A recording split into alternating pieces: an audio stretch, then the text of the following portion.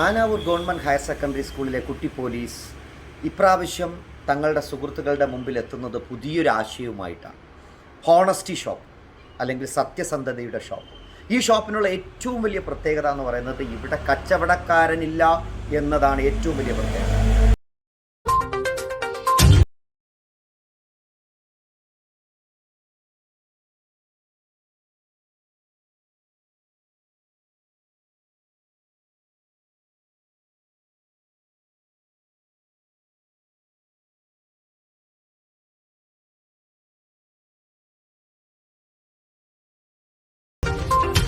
ഇത് അവരുടെ break ടൈമുകളിൽ open ആയിരിക്കും. വിദ്യാർത്ഥികൾക്ക് ആവശ്യമുള്ള സാധനങ്ങൾ അവിടെ നിന്ന് എടുത്തിട്ട് അവിടെ ഒരു ബോക്സിനകത്ത് ചേഞ്ച് ഉണ്ടാവും.